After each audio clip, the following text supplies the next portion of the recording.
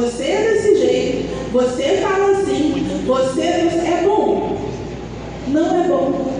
Mas às vezes quando se trata da gente tratar o outro, a gente só trata desse jeito. Aí você fala assim, mas por que você... Não, mas eu brigo porque eu tenho que brigar, porque eu não estou mentindo. Não é mentira. Às vezes o que eu estou falando é verdade, tá? Mas será que não tem uma coisinha que você possa enaltecer no lugar disso? Será que você não consegue pegar essa pessoa e fazê-la se sentir um pouquinho uma pessoa útil, uma pessoa agradável, uma pessoa especial? Acho que a gente consegue converter. A gente consegue converter essa nossa fala só de prejuízo, só de apontamento. Isso é muito negativo para dentro das nossas casas. Eu atendo pessoas, atendo crianças, que eu falo, é mais difícil conseguir levantar a autoestima dessa criança e convencer essa criança de que ela aprende, de que ela sabe, de que ela é boa, do que de propriamente ensinar alguma coisa para ela. Primeiro a gente precisa fazer esse exercício para depois você conseguir introduzir algum ensinamento.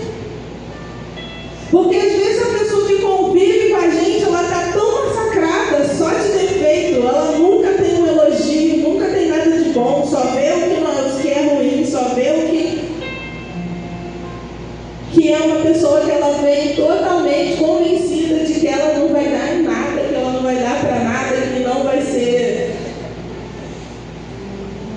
Então isso é um exercício que eu quero te convidar a fazer dentro da tua casa. Estou dizendo para você, nunca mais você vai reclamar da toalha molhada.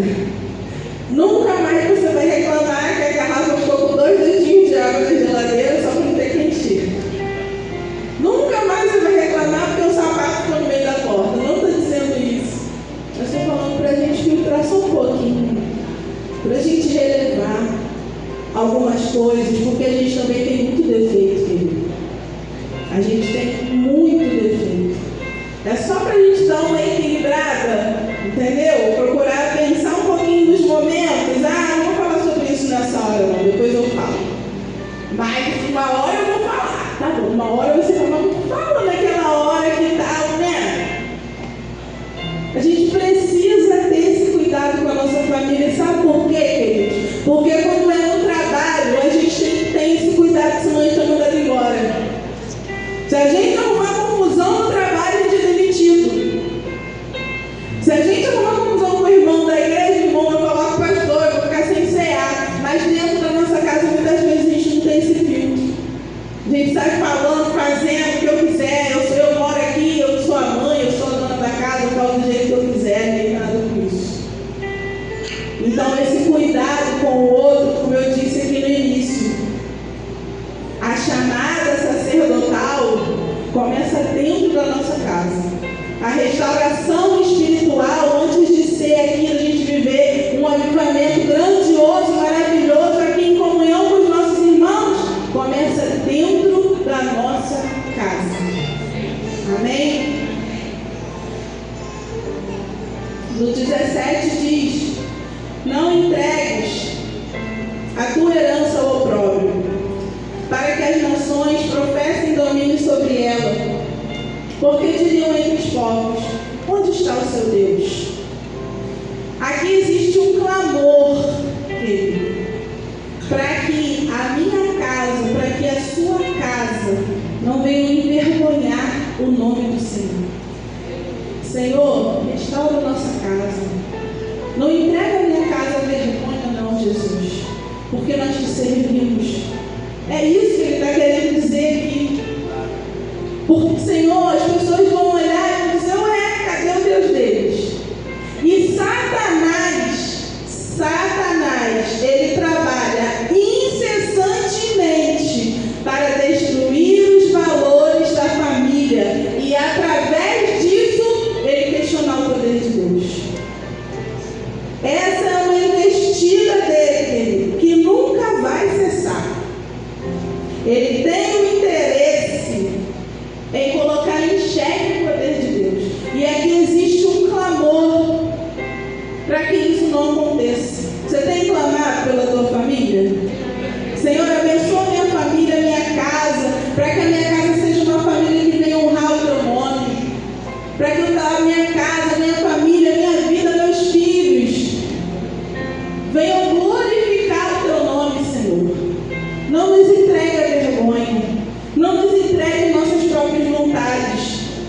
a palavra do Senhor diz que o coração é enganoso.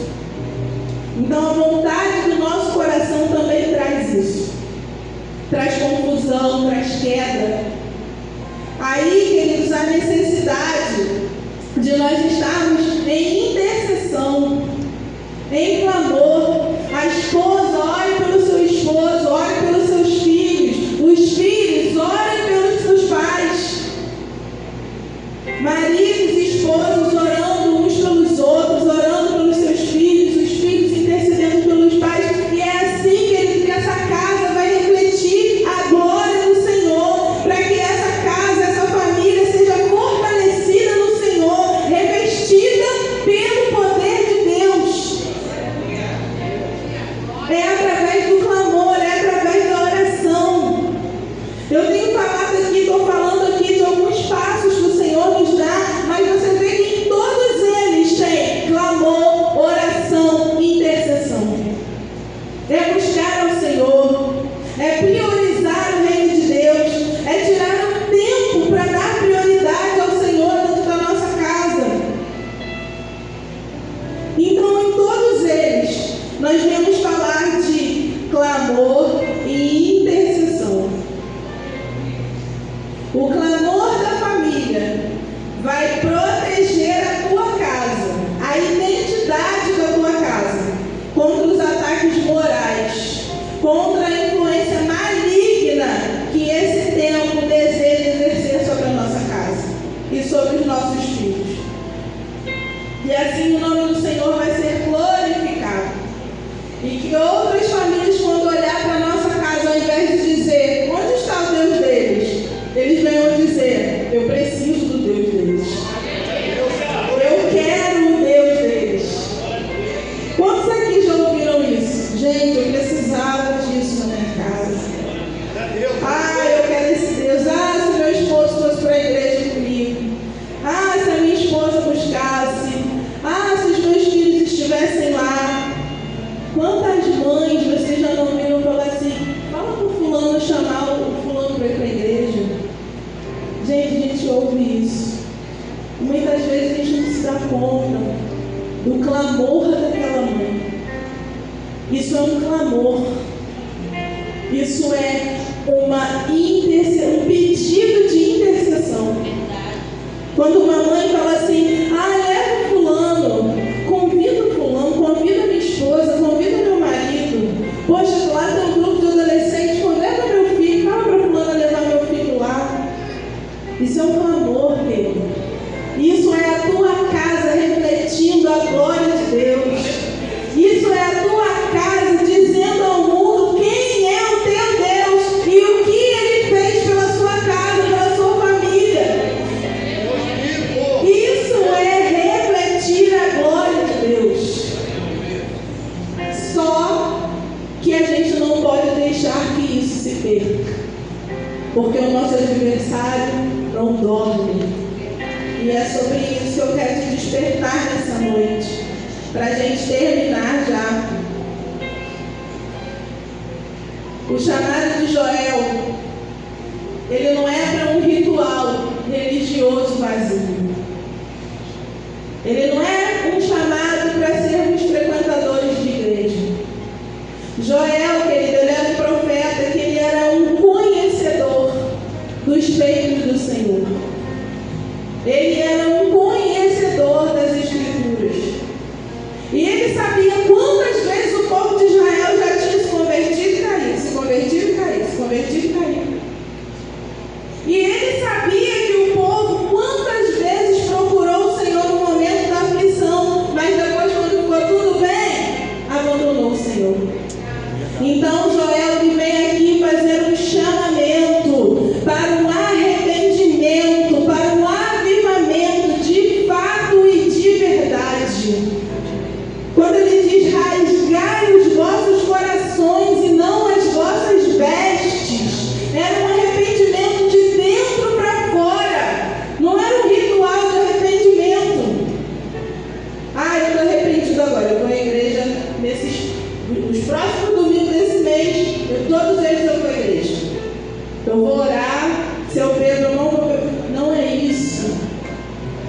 reconhecer a necessidade de restauração espiritual. Senhor, eu abro meu coração para que o Senhor venha me restaurar, transformar, modificar aquilo que não está de acordo com a tua vontade. Senhor, muda, tira, me ajuda, me restaura. E está disposto a abrir mão daquilo que o Senhor te pediu. Porque isso é muito difícil, querido. Não é fácil, não.